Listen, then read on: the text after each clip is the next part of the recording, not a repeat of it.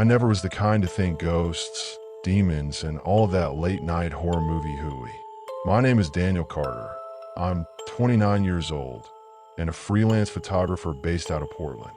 The creepiest thing I've ever had to concern myself with for most of my life was a notice of overdue rent. That was, of course, last autumn when I found the doll. It started when I moved into this old duplex on downtown's east side.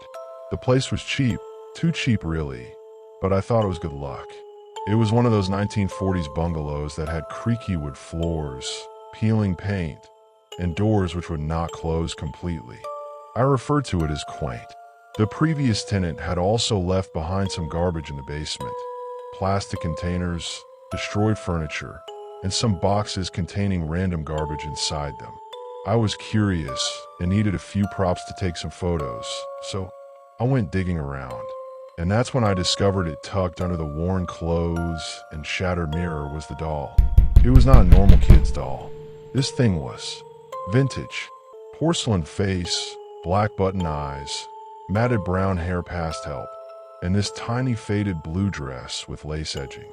But the thing that really affected me was the expression. It had this tiny wicked smile that crawled under my skin. I brushed it off at first, took a few photos of it for Instagram, joked and posted, "New roommate. Hope she doesn't kill me in my sleep." People laughed, told me to burn it, dare me to keep it. Wish I burned it. That first night, it started off gentle. I put the doll on a shelf in the living room and retired to bed. Around 2 a.m., I was suddenly jolted awake by this gentle tapping sound. Half asleep, I thought it was rain, except that when I looked outside the window, it was dry. The tapping kept on coming from the living room. I took a flashlight and went to see, and there was the doll wasn't on a shelf. It was sitting in the middle of the floor, looking at me. My heart skipped a beat. Did it tumble down? But it was so perfectly perched.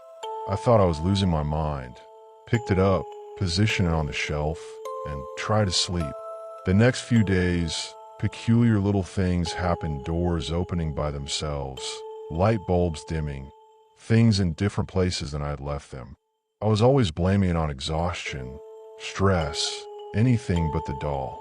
Then, one night, I woke up to the coldest sensation down my spine. Fingers.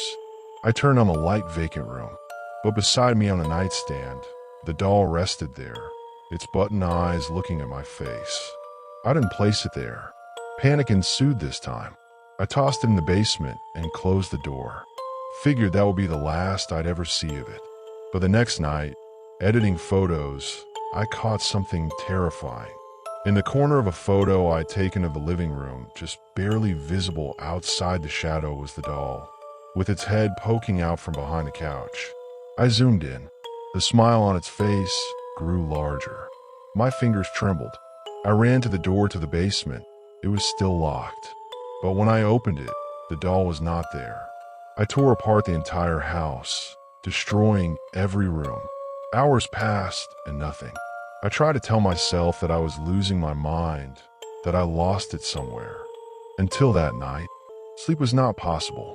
I left the lights on, remained there and stared at the ceiling, ears perked up listening for a creak. It came at 3:15 a.m. slow, purposeful steps down the hall. But I am alone.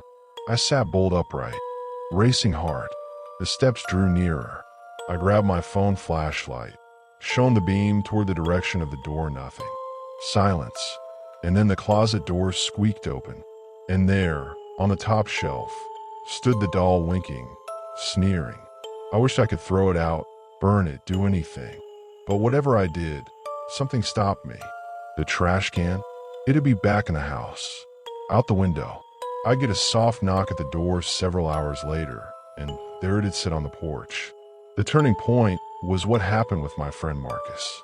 He came over one evening to just chill, saw the doll on the shelf, and burst out laughing. "Man, this doll is from a nightmare," he teased, picking it up. I told him not to handle it. Described all of it, the footprints, the doll moving, the photos. He didn't believe me, naturally. Thought I was staging a social media prank. 2 days later, I received a phone call from Marcus, his voice trembling. "Man, I swear that thing's in my apartment," he whispered. "It's following me." I didn't think much of it first, but the next morning, the police phoned me. They'd found Marcus at his apartment, unconscious, with scratch marks along his back and arms. No forced entry. The only thing out of place, the doll on his coffee table, laid out with care. I had done that. I contacted local historians, ghost hunting groups, anyone who might be aware of haunted or cursed objects. One woman, Mrs. Holloway, wrote back. She was a local resident, claimed to be a spiritual medium. I went back to see her the next day, showed her the doll. Her eyes grew wide in fear when she saw it. This is not just haunted. It's a vessel," she whispered. "A spirit's attached to it, something ancient and evil." She explained to me that dolls, and porcelain dolls especially, had been used as containers for spirits in the early 1900s. An upset, angry entity would attach itself, feeding on fear. It could not be burned, it would return. I needed to capture the spirit with tact. Mrs. Holloway performed a cleansing ritual, imprisoning the doll in a sacred wooden box that locked. I didn't sleep that night at all, but at least the footsteps stopped. The whispers stopped. The doll was imprisoned, or so I thought. Weeks passed. Normalcy returned, or as normal as was possible after narrowly losing my mind. But the thing is, 3 nights back, I was hearing a tapping on my bedroom window. I pulled back the curtain, and there was nothing apart from small, childlike impressions on the glass, and a locked wooden box downstairs. It was empty.